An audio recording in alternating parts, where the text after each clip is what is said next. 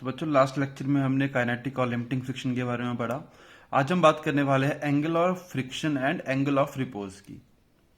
ठीक है, तो देखो एंगल ऑफ फ्रिक्शन क्या होता है कि जब हमारी बॉडी जो है कोई मूव करने के वर्ज पे होती है। ठीक है, जैसे कि वो अगर हमने बात करी थी कि अगर ये बॉडी है हमारी, कोई यहाँ बॉडी रखी हुई है, अगर हम इसके ऊपर फोर्स लगाए जा रहे हैं कॉन्टिन्यूसली और एक टाइम ऐसा आया है कि जो फ्रिक्शन है वो कौन सा बन चुका है, लिमिटिंग फ्रिक्शन बन गया है, दोनों के बीच में लिमिटिंग फ्रिक्शन तक पहुंच गए हम। उसके बाद अगर और मैं फोर्स बढ़ाऊंगा तो ये बॉडी मूव कर जाएगी। तो उस टाइम के ऊपर यहाँ पे एक फ्रिक्शन लग रहा होगा, फोर्स पीछे को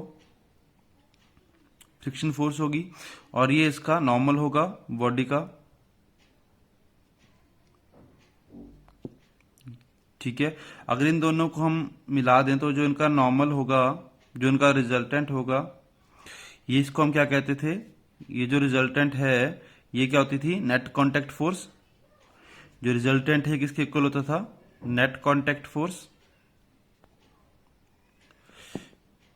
ठीक है, तो एंगल ऑफ फ्रिक्शन क्या होता है कि यहां पे हमारे पास ये थीटा जो होगा इन दोनों के बीच का एंगल होगा।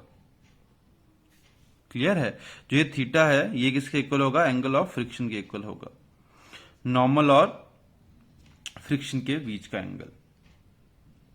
ये क्लियर हुआ। तो जो नॉर्मल और फ्रिक्शन के बीच का एंगल होगा that is equal to angle of friction. अब यहां से हम निकाल सकते हैं, तो यहां से tan थीटा कितना आ जाएगा,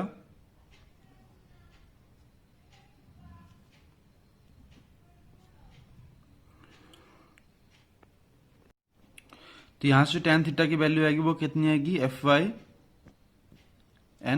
और अब हमें पता है कि जो फ्रिक्शन फोर्स होती है that is equal to μn। ठीक है, तो tan थीटा कितना आ जाएगा, यहां से μn/n, तो ये कैंसिल आउट हो गया। तो यहां से थीटा कितना आ गया हमारे पास, tan इनवर्स ऑफ म्यू। ठीक है, तो ये थीटा क्या है हमारे पास, एंगल ऑफ फ्रिक्शन है। तो एंगल ऑफ फ्रिक्शन किस किसके बीच में होगा हमारे पास, जो रिजल्टेंट है, जो नेट कांटेक्ट फोर्स एंगल बना रही है किसके साथ, नॉर्मल रिएक्शन के साथ, उसको हम क्या कहते हैं, एंगल ऑफ फ्रिक्शन कहते हैं। क्लियर है। नेक्स्ट है एंगल ऑफ रिपोज।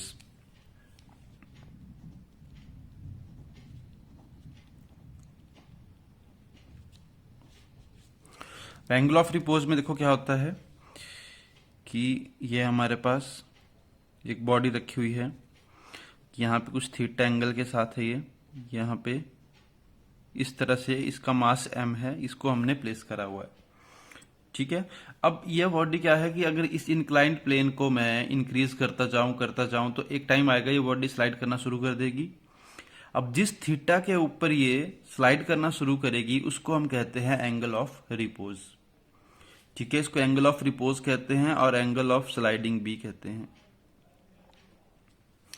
कि जिस एंगल के ऊपर जाके बॉडी स्लाइड करना शुरू कर देगी उसको हम एंगल ऑफ रिपोज कहते हैं। ठीक है, अब इसमें देखो होगा क्या, किस तरह से कैलकुलेट करेंगे उस थीटा को। यहां पे इसका कंपोनेंट mg डाउनवर्ड डायरेक्शन में, तो इसके दो कंपोनेंट हो जाएंगे, एक ये वाला और एक इस डायरेक्शन में।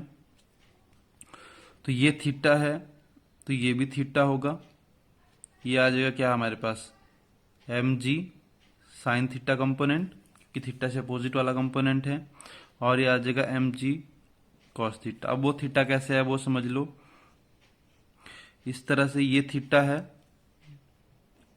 ये mg आ रहा है नीचे को। ठीक है, ये 90 है और ये कितना है, 90 माइनस थीटा है।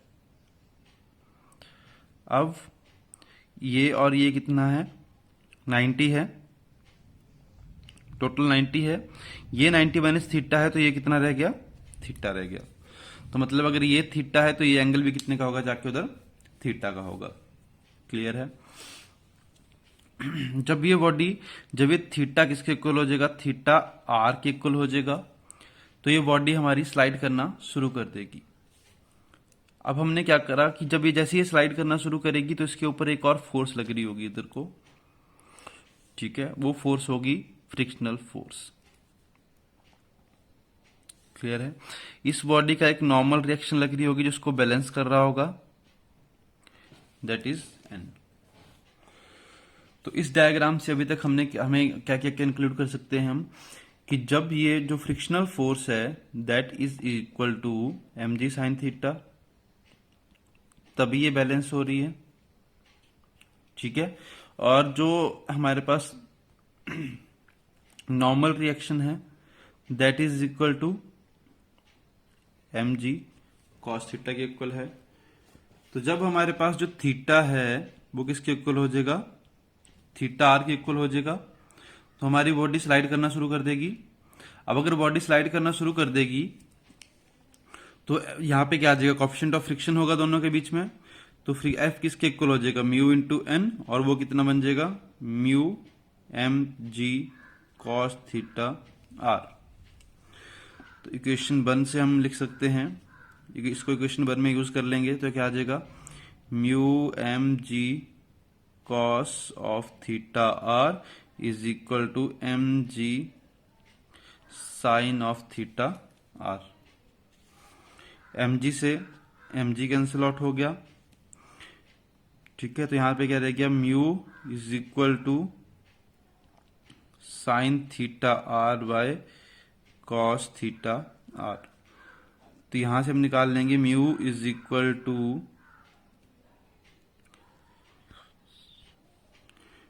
म्यू आ जाएगा यहां से हमारे पास tan ऑफ थीटा आर। तो एंगल ऑफ रिपोज किसके इक्वल आ गया, mu of tan inverse of mu. तो इस तरह से हम जो एंगल ऑफ रिपोज है उसको कैलकुलेट कर सकते हैं। ये क्लियर हुआ। देखो जब बॉडी स्लाइड करना शुरू करेगी उस एंगल, ये वहां पे एक पर्टिकुलर एंगल होगा इस इंक्लाइन का, उस एंगल को हम क्या कहते हैं, एंगल ऑफ रिपोज कहते हैं। तो उसके बाद ये बॉडी स्लाइड करना शुरू कर देगी, और स्लाइड करना शुरू करेगी तो मतलब at the verge of sliding होगी, उस टाइम पे फ्रिक्शन किसके इक्वल होगा, mg साइन थीटा के इक्वल होगा।